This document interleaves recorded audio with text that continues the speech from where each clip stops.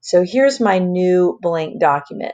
But I'm going to go back to the internet and I'm going to find an image of a celebrity with sunglasses on. So I'm going to choose Gwen Stefani. She's one of my favorites. Gwen Stefani with sunglasses. I'm going to hit enter and choose images. And let's see. I actually like this one right here. So I'm going to click on it once. And in the pop-up box, it's a pretty decent size image, 970 by 970.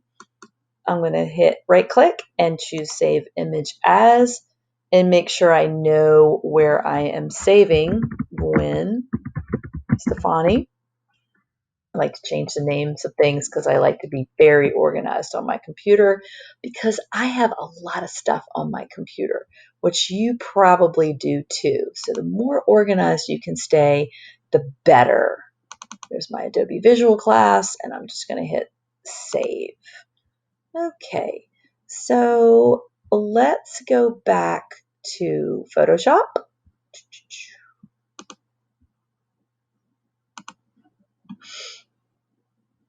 Oops. Not sure why it kind of keeps closing out of it. There we go. So I'm going to go ahead and place my image of Gwen Stefani, file, place embedded. And let's see, where is she? I put it in Adobe Visual. There it is at the top. And here's Gwen. And Photoshop wants to know if I'm happy with the placement of that. Actually, I'm going to move it right up here to the top. And I'm going to hit the check mark, OK, to let Photoshop know that I am happy with that. So the next thing I need to do is I need to go back to the internet and I need to find a picture of a cool background. So I'm going to choose, I'm actually going to go ahead and Google cool background and see what I come up with. You can do anything that you want. So look at all these crazy cool backgrounds. I actually like all these. These are really fun and they would be fun to put in the background, but they're not really what I am looking for. So I'm going to choose something else to search for. I'm going to find a picture of a wave. Let's see. Oh, here we go. This is what I want for Gwen. Click once. Ooh, that's a pretty big image. That'll be perfect. Right click and save image as. I'm just going to call it wave. And I'm going to save it to my Adobe Visual folder. Save. I know it's JPEG. And now I'm going to go back to my Photoshop. So here's Gwen and the folder that the document that I started. File, place embedded, and I'm going to find that wave. There it is right there. Double click it. And that hops in there too. I like that size. It's a little big to fit behind her sunglasses. So I'm actually going to go ahead and grab the corner and bring it down kind of small. I know I want it to fit in there. So I'm going to go ahead and put it where I want it and then click OK. So I've got 3 layers. One is a background layer. I don't really need that, so I'm just going to ignore it for now. I do have Gwen Stefani and I have the wave. So I want to see the wave show up on her sunglasses. So I am going to put the layer mask on Gwen Stefani. So I'm going to click on her and she needs to be at the top of the layer stack because remember, a layer mask allows us to literally poke a hole through the image to see what is underneath. What's on the layer beneath? What can we poke a hole in to see what's underneath? So I want to poke a hole in the sunglasses and have these little waves show up. And what's really going to make this image pop of Gwen Stefani is if I make Gwen black and white. I'm actually going to zoom in a little bit. It's a little far out for me. So I'm going to click my zoom tool and I'm going to click and hold down my mouse and slowly drag in a little bit. Well, she's kind of off of my radar over here. So I'm going to choose the hand tool and grab it and slowly pull it to where I want, because this is really what I want to work with. So zooming in and out in Photoshop is very important because sometimes we work with really small details. So three things need to happen. I know that I'm on my layer with Gwen because it's in gray. And I want to make my layer mask on Gwen. But first, I am going to change her to a black and white photo. And I'm going to do that destructive editing by going up to image is what I want, adjustments, black and white.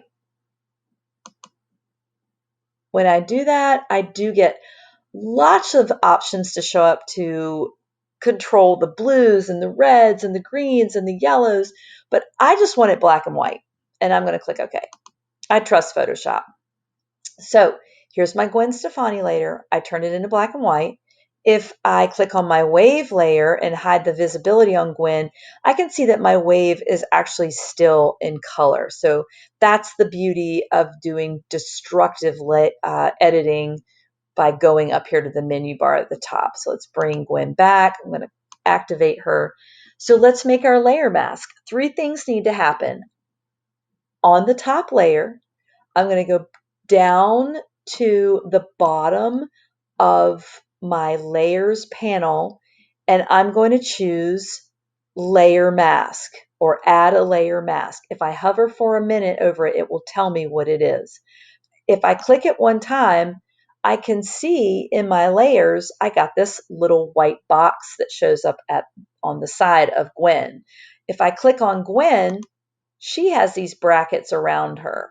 If I click on the layer mask, it has brackets around it. So that is what I want to be activated, the layer mask that I just made. I'm going to go down to the bottom of my toolbar and make sure that my foreground background layer is set to black and white. This is the default. I can click it.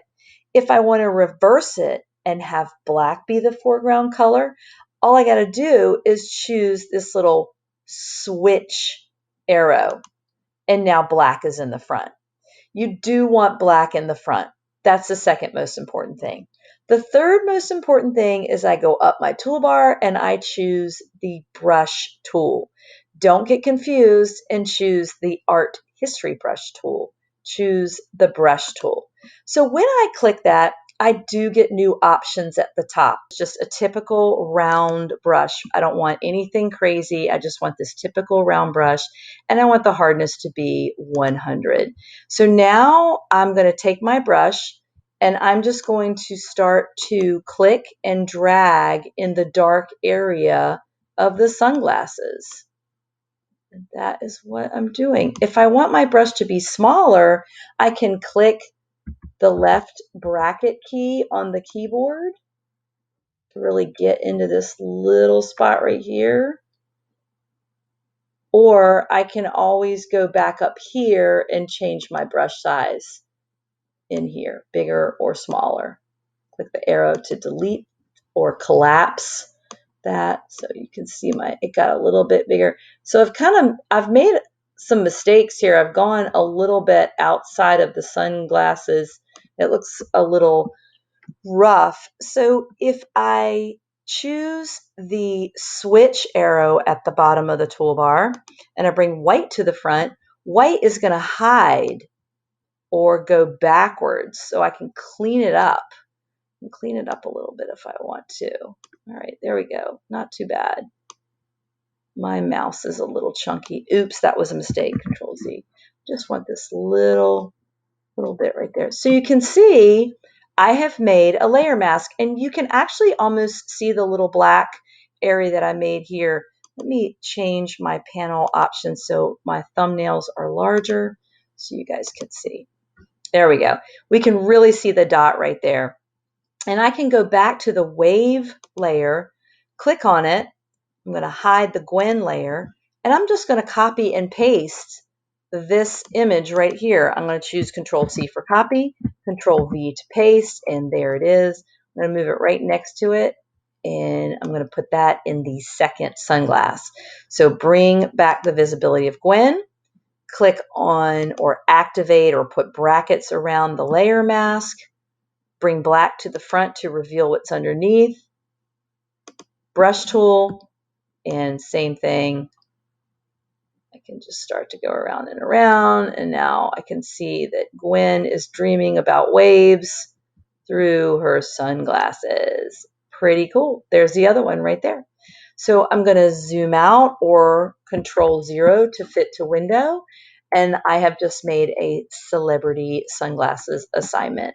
Make sure you save it as your last name, and make sure that you save it as a Photoshop document, because I would like to see all of the layers that you do. I want to see your layer mask that you made. Celebrity, and then make sure you know where you save it to your Google Drive and turn that in. Make sure you do 2 of them. The second one can be whatever you want. You're doing 2 celebrity sunglasses, but like I said, the second one can be whatever you want. Have fun with that. I can't wait to see who your celebrities are.